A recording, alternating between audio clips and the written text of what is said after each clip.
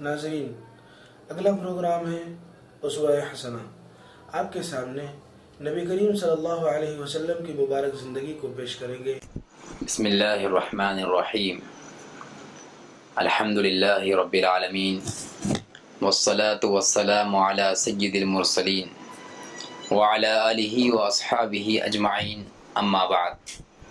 قال اللہ تبارک و تعالی فی کلامہ المجید، اعوذ باللہ من الشیطان الرجیم، بسم اللہ الرحمن الرحیم، وما ارسلناک الا رحمتا للعالمین، صدق اللہ العلی العظیم۔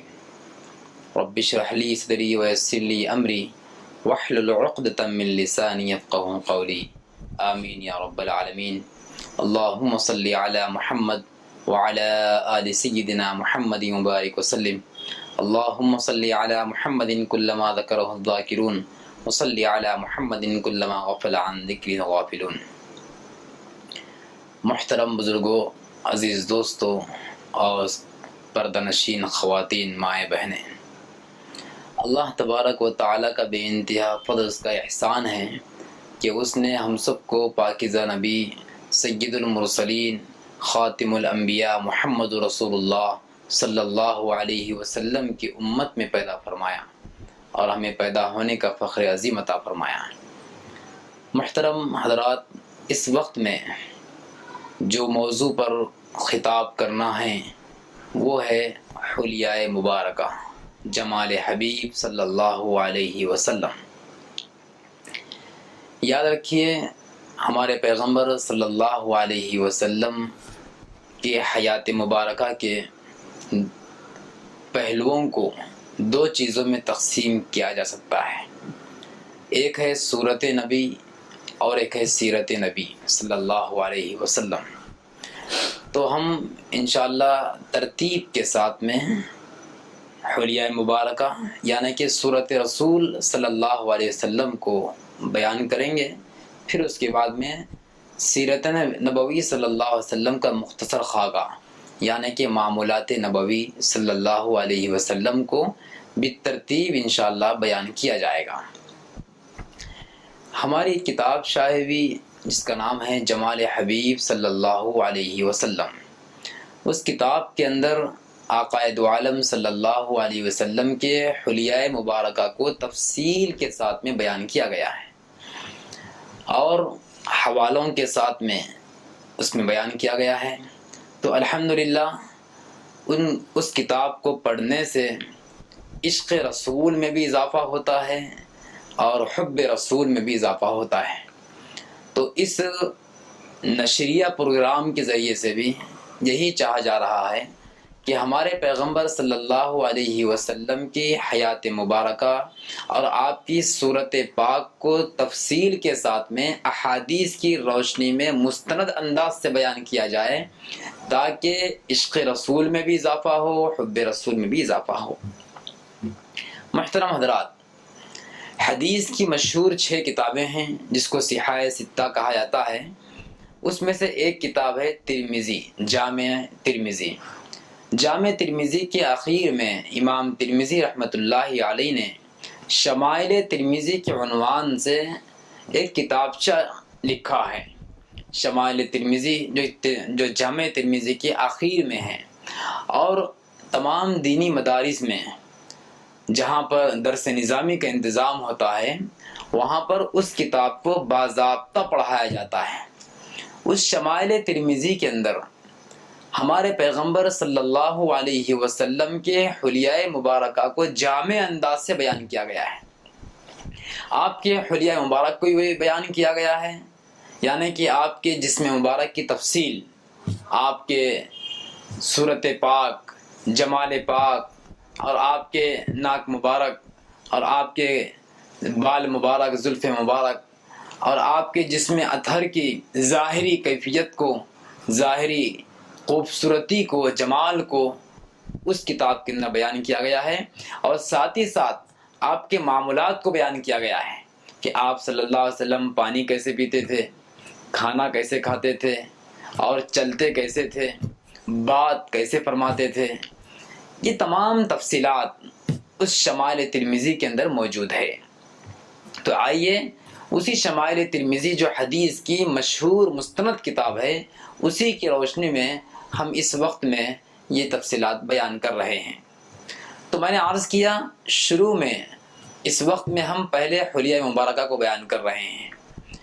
ایک بات ذہن نشین یہ کر لیں کہ اس حلیہ مبارک کو سننے کا مقصد پہلے ہم طے کر لیں۔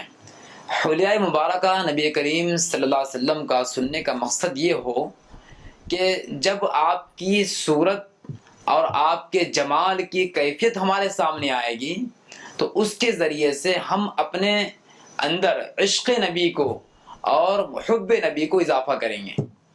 جب ہماری کتاب جمال حبیب صلی اللہ علیہ وسلم کا رسم اجرا انجام پایا جا رہا تھا تو اس وقت میں کتاب کا رسم اجرا کرنے والے بزرگ عالم دین حضرت مولانا محمد حمید الدین حسامی عاقل صاحب رحمۃ اللہ علیہ نے کتاب کا رسم اجرا کرتے ہوئے یہ ارشاد فرمائے تھے کہ اس کتاب کو یعنی کہ جمال حبیب صلی اللہ علیہ وسلم کو جس حدیث کی روشنی میں اور مستند انداز سے بیان کیا ہے اس کے پڑھنے کے اندر اس کے پڑھنے والوں کے اندر عشق رسول میں اضافہ ہوگا، اور اگر حب رسول سے سرشار ہو کر کوئی اگر اس کتاب کو پڑھیں گے تو انشاءاللہ اس کی برکت سے اور اس کے ذریعے سے رسول اللہ صلی اللہ علیہ وسلم کی زیارت خواب میں نصیب ہوگی انشاءاللہ۔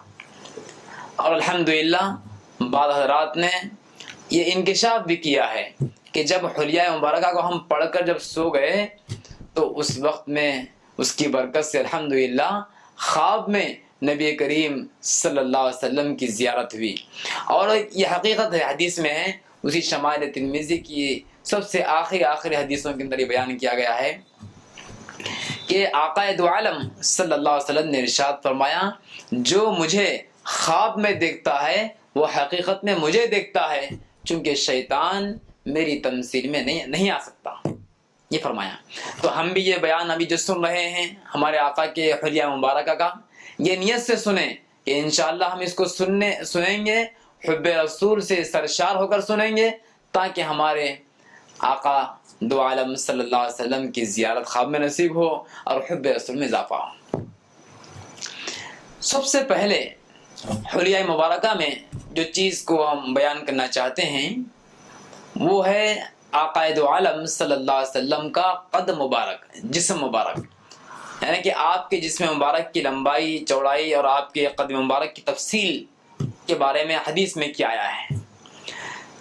صحابہ کرام بیان فرماتے ہیں، شمائل ترمذی کے اندر روایت موجود ہے، صحابہ کہتے ہیں کہ حضور اکرم صلی اللہ علیہ وسلم درمیانہ قد کے تھے، نہ بہت لمبے تھے نہ بالکل پسقط تھے، اتنے لمبے نہیں تھے کہ دیکھنے میں بہت لمبے معلوم ہو جائیں اور اتنے پسقط بھی نہیں تھے کہ دیکھنے میں ناٹے معلوم ہوں، بلکہ آپ صلی اللہ علیہ وسلم اعتدال کے ساتھ آپ کا میانہ روی کے ساتھ میں آپ کا قد مبارک تھا۔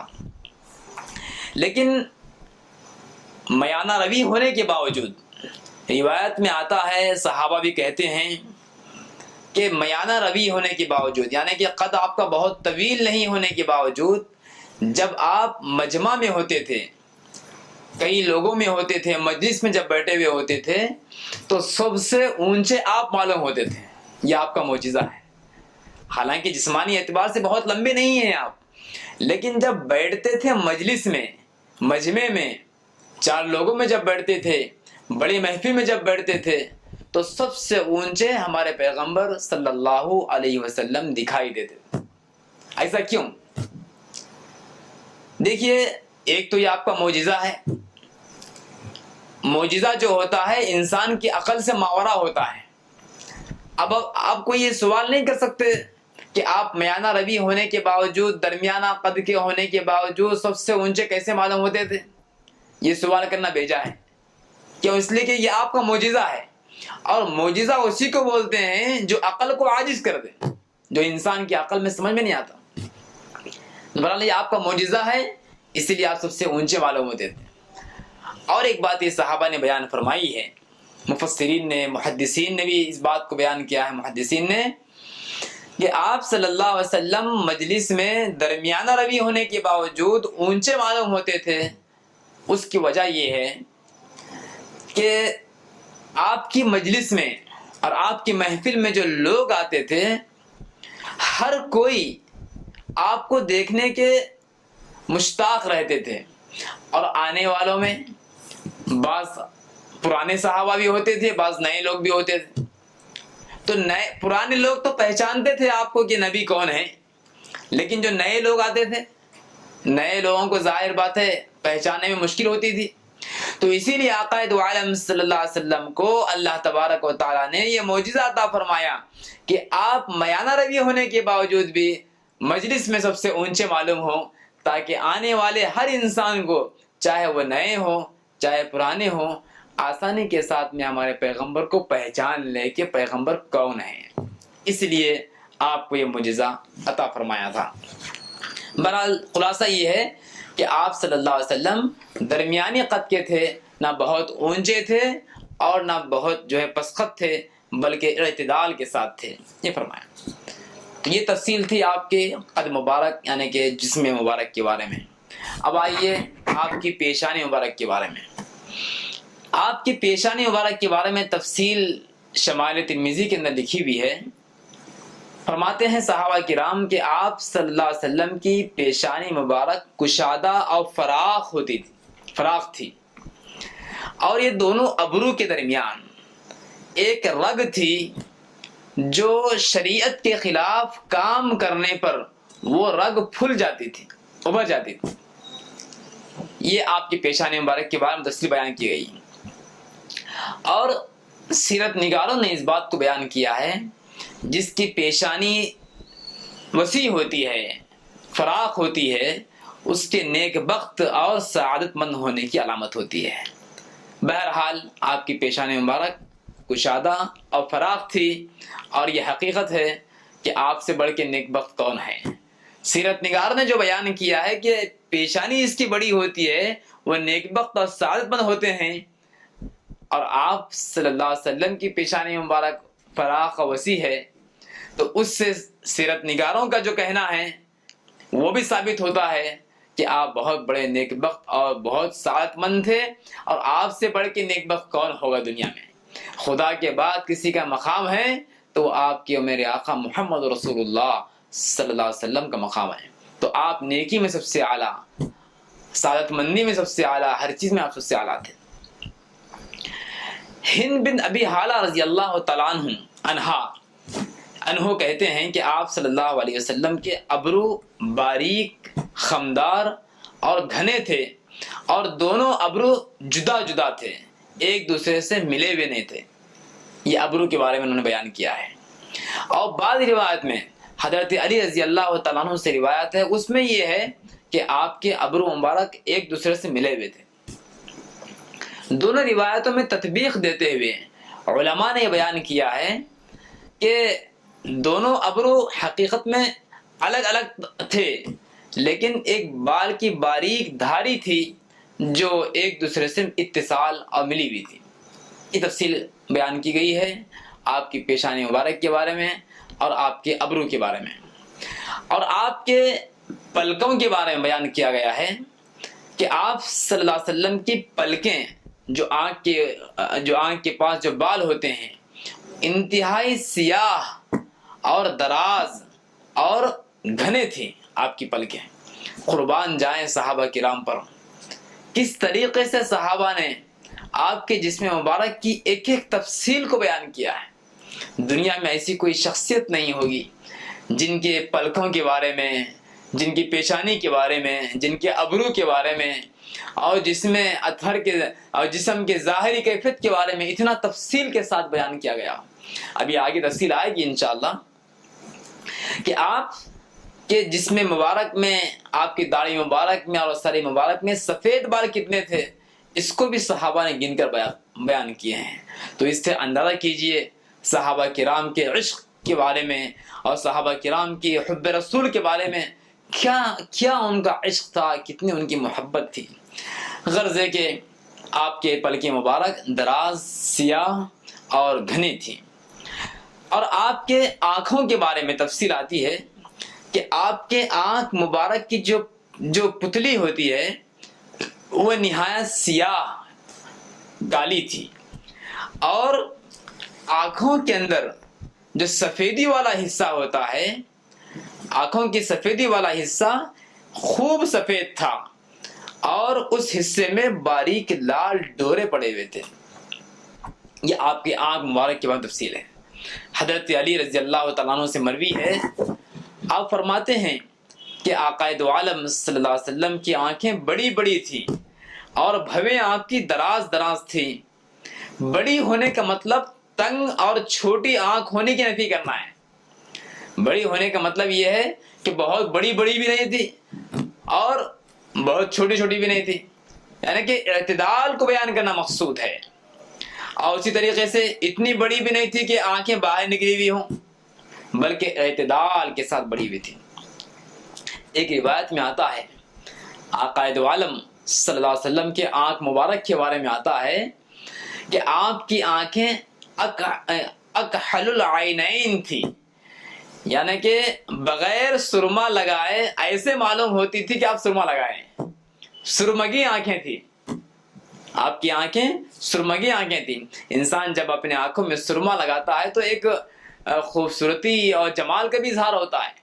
ویسے سرما لگانے کا جو مقصد ہے وہ خوبصورتی نہیں ہے، بلکہ سرما لگانے کا مقصد یہ ہے کہ آنکھوں کی صفائی ہو۔ انشاءاللہ ابھی سیریل میں تفصیل سے بات سرمے کے بارے میں آئے گی۔ تو سرما رات میں لگایا جاتا ہے۔ بہرحال تو سرما لگانے کا مقصد خوبصورتی نہیں ہے، بلکہ سرما اس لیے لگایا جائے کہ سرما لگانا سنت ہے، اور سرما لگانے سے آنکھ کی صفائی ہوتی ہے، اور سرما لگانے سے جمال کا اظہار بھی ہوتا ہے۔ بہرحال آپ کی آنکھیں سرمگی معلوم ہوتی تھی، مگر اس کے باوجود بھی آقا دو عالم صلی اللہ علیہ وسلم اسمد سرما استعمال کیا کرتے تھے۔ اسمد ایک سرما ہے، وہ سرما آپ استعمال کرتے تھے، اور فرماتے تھے کہ اسمد سرما استعمال کرو، اس لیے کہ اس اسمد سرمے سے آنکھ کی روشنی میں اضافہ ہوتا ہے اور پلکیں بھی اگتی ہیں اس سے۔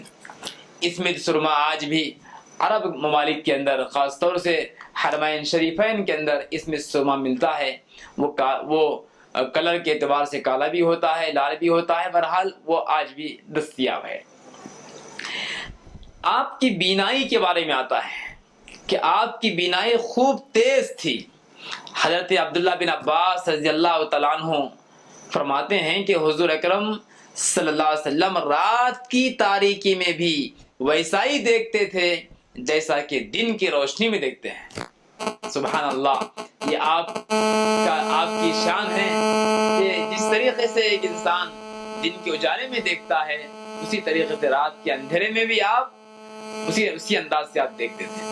یہ آپ کی بینائی اتنی تیز اور اتنے روشن آپ کی بینائی۔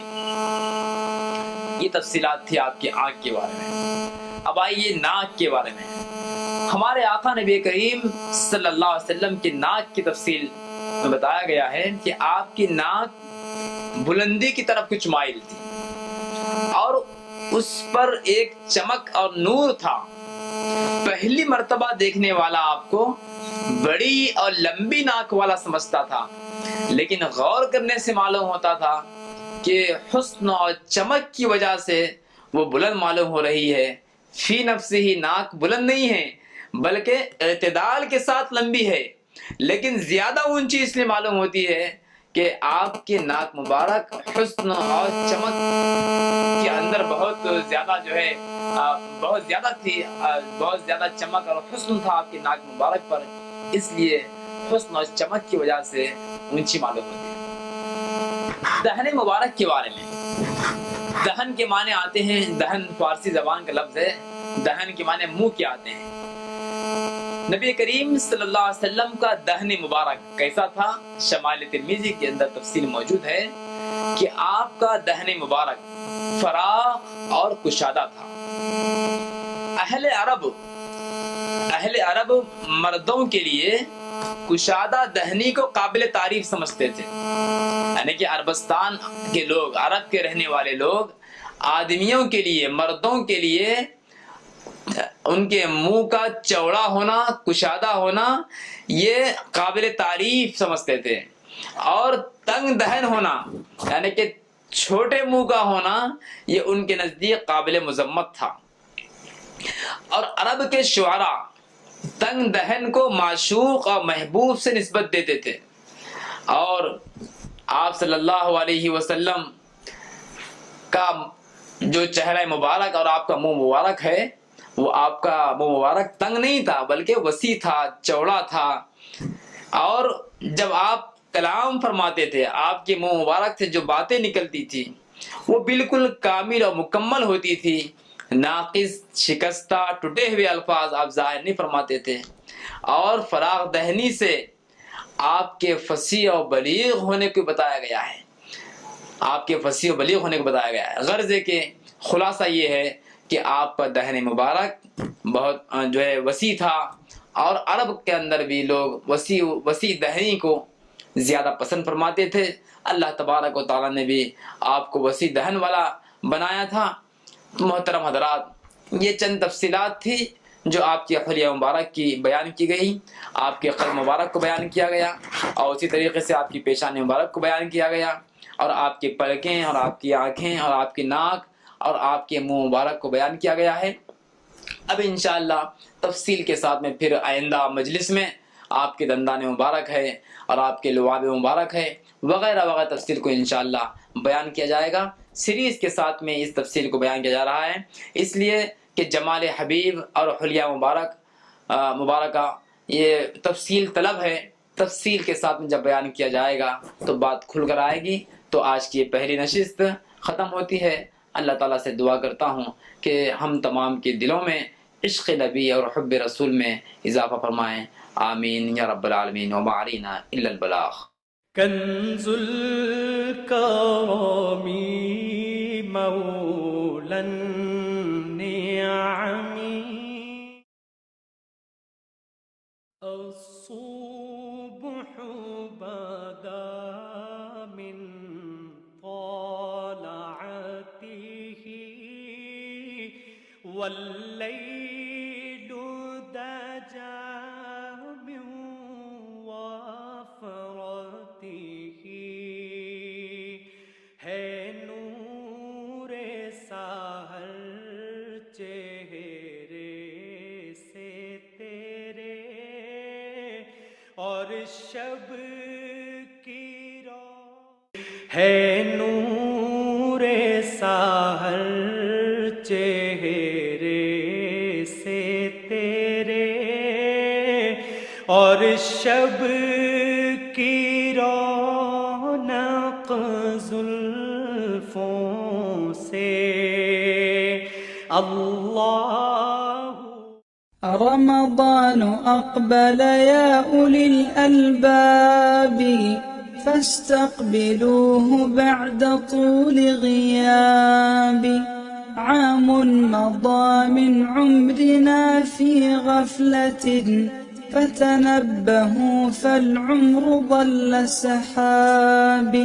وتهيئوا لتصبر ومشقة فأجور من صبروا بغير حساب. الله يجزي الصائمين لأنهم من أجله سخروا بكل صعاب. لا يدخل الريان إلا صائم أكرم بباب الصوم في الأبواب. اللہ اللہ اللہ اللہ اللہ اللہ اللہ۔ مغفرت کا مہینہ ہماری نگاہوں کے سامنے ہے، آئیے اللہ تعالیٰ سے ہم اپنے گناہوں کی معافی مانگیں اور سچے دل سے توبہ کریں۔ عین ممکن ہے کہ اس سال کا یہ ماہ مبارک ہمیں ہمارے گناہوں کی گندگی سے محفوظ کر دے۔ اللہ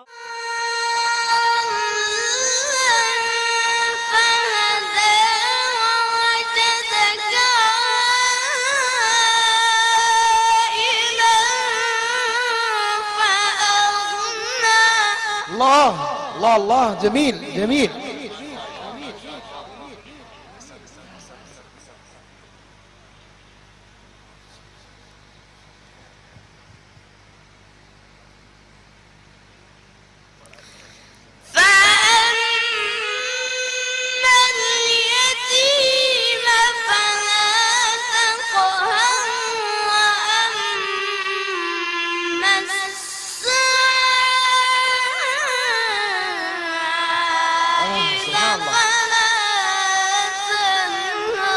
اللہ اللہ اللہ اللہ اکبر.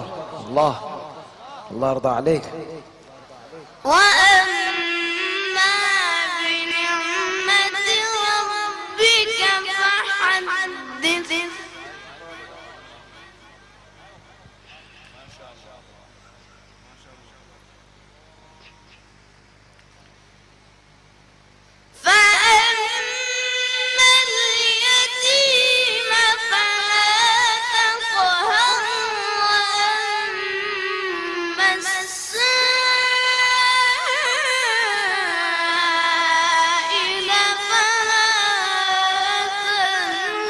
ماشاء اللہ ماشاء اللہ. والد محترم کی نجات ہو گئی بھی. وأما بنعمة ربك فحدث. نعم نعم حلو.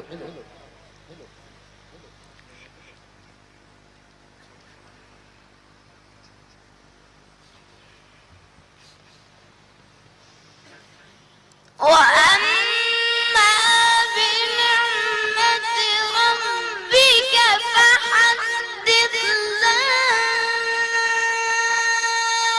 إله إلا الله والله أكبر. بسم الله الرحمن الرحيم. قل هو الله أحد. اللہ اللہ اکبر. زندہ معجزہ ہے یہ. نعرہ تکبیر نعرہ تکبیر. اللہ اللہ. الله الصمد.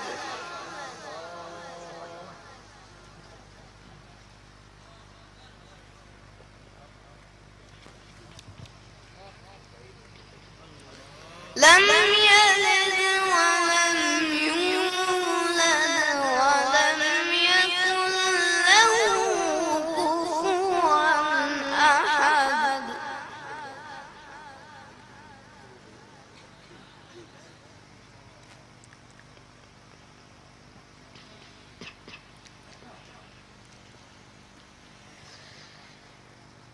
قل هو الله أحد. الله الصمد. لم يلد ولم يولد ولم يكن له كفوا أحد.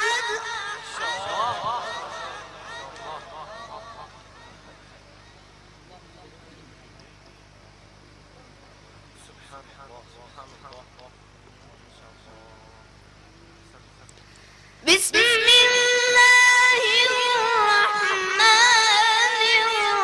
الرحيم.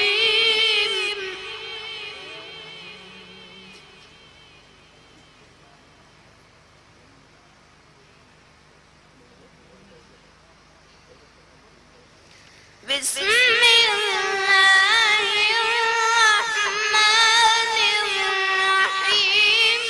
الحمد لله رب العالمين.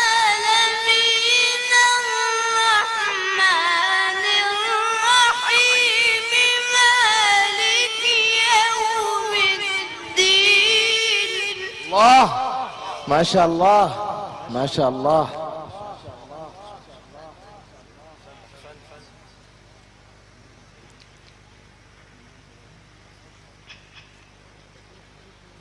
Allah, Allahu, Allahu, Allahu, Allah. Kanzul नाज़रीन